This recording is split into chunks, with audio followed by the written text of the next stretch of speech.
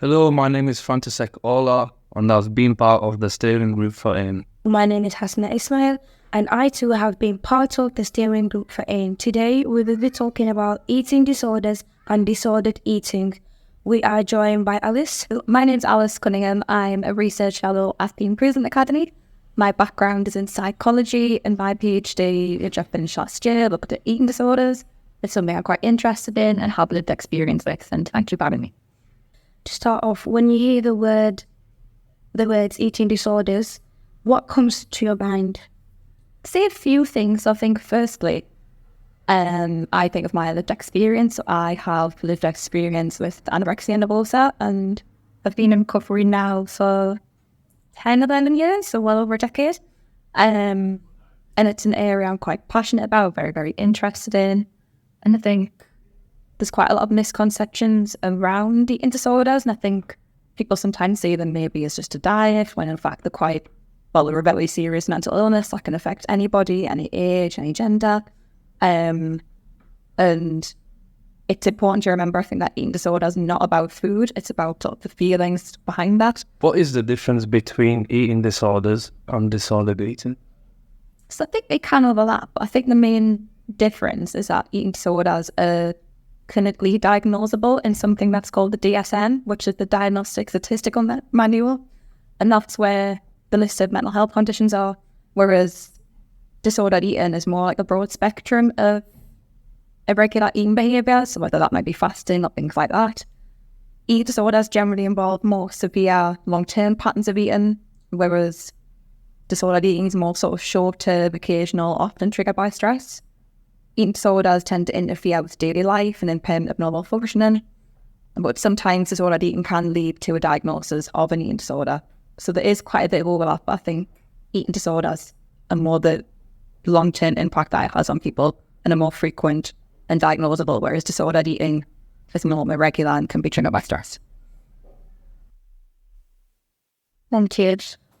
Why do you think eating disorders are such a difficult topic to talk about in some cultural groups, such as Asian and African groups? Personally, I think it might be because I think generally when you hear the term eating disorders, a lot of people think of a middle-class white woman with anorexia, and I think that's the perception maybe portrayed by the media, that it's just generally young white women that can get it, whereas I think that's far from being the case. I think it might be a lack of understanding potentially in some communities, where some people might view it as a diet that's maybe gone too far, but it's just not that. Maybe a bit of stigma as well. So there is a bit of research that suggests, I can't remember the name of the study now, but there's some stigma with eating disorders in specifically sort of African groups. But I think it's becoming more and more talked about and less taboo as we go on, and sort of being recognised more. It can affect anybody of any background. Do you think eating disorders are discussed enough in schools, homes, or even community spaces? No, I don't. When I was in school, it wasn't really talked about. Like when you got to year 11, when you sort of had like the drugs, the alcohol, and things like that. Mental health was never ever touched on. And I think there was a big, don't know whether it's sort of, if we say something, it'll trigger it, or is it going to lead to that idea? And I think back then, it wasn't that long ago, but back then, I distinctly remember being weighed in front of the entire class in school. That could impact actually the disordered eating and stuff. People will say, oh, I want to go on a diet, but then actually they just stop eating for the full 2 days and then feel like that's going to help them make them look like Kim Kardashian, for example. No, I think he's spot on. I think there's that.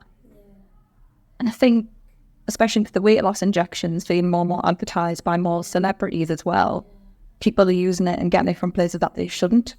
There's a Ozempic pills, I think, or something that people take to lose weight, but then it's like, do you guys actually know the side effects of that? Because there is a side effect that, and it's not good for anemic people, I think.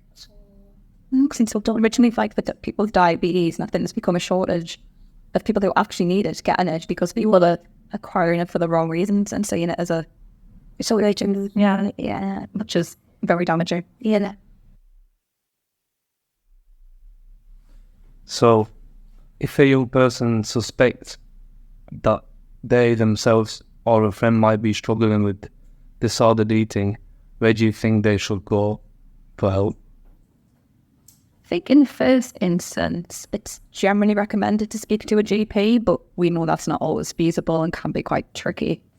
I think up to the young person themselves, and they recognise it, confiding in somebody they trust, because eating disorders are known for being quite secretive.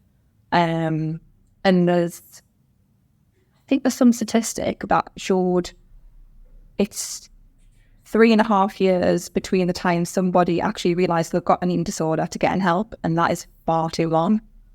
But it's how we raise that awareness and education, so people think, actually, do I have an eating disorder?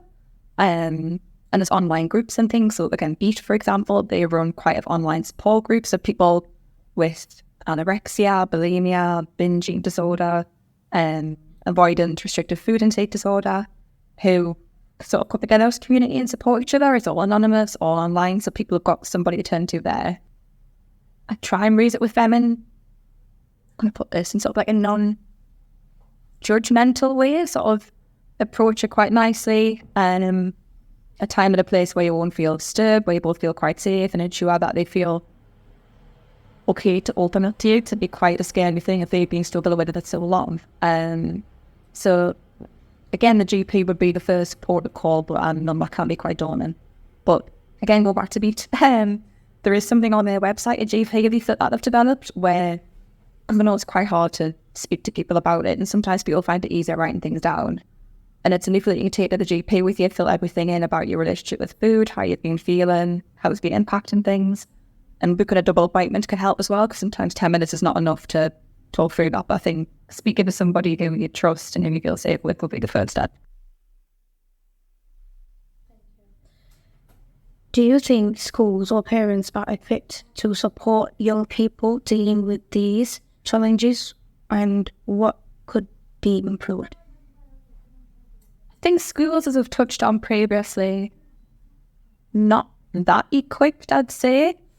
I think it was, like I said before, we weren't really taught about mental health, and it was sort of drugs are bad, alcohol's bad, then nothing else around that. But I think back 15 years ago, it was really spoken about. I don't know, but it was more sort of ignorance, lack of understanding. But on the flip side of that, it was actually my science teacher who noticed that I was becoming unwell. And she was great, Mrs. Bowman, absolutely lovely woman. She was the one that spoke to me, and I raised it with me mum, and was like, look, I'm quite concerned about Alice. My mum had picked up on it, but I had no idea how to broach it. I mean, how do you talk to your 15-year-old child or what? And I just think that was really good, because if she hadn't done that, the outcome might have been a lot different.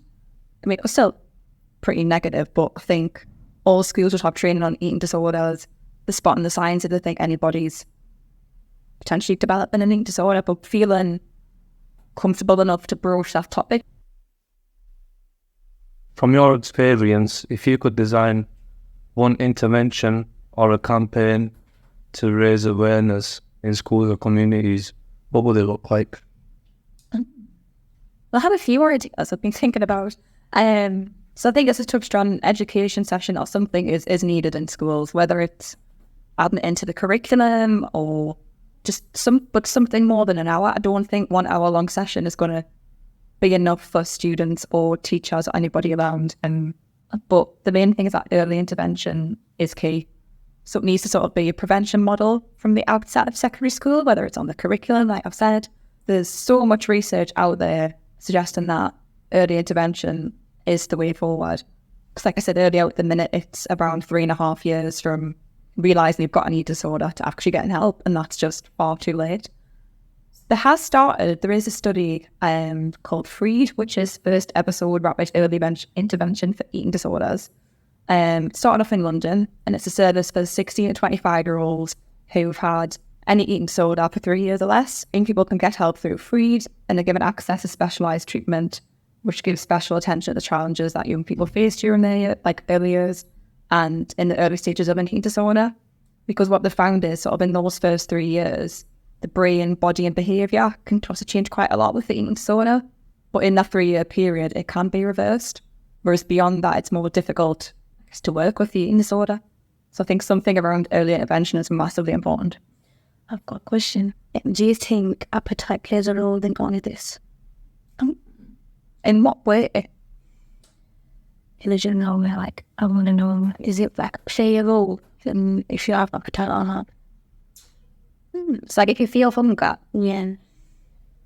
I think with an eating disorder, I think it gets, well, particularly my experience with anorexia, so I can talk from that angle. I completely lost my appetite. I lost the enjoyment of food. It got to a point it wasn't about food. There was a great suggestion in our focus group about using TikTok or YouTube shorts to spread awareness. How effective do you think social media companions could be, and what would make them work?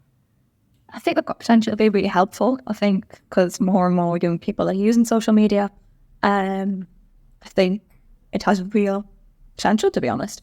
But I think it depends how it's portrayed. So I think one example, it could be really helpful having people with lived experience doing it, whether it's a short video about their recovery journey or something like that. How important do you think is involving parents, community leaders, or even religious figures in conversations around eating disorders?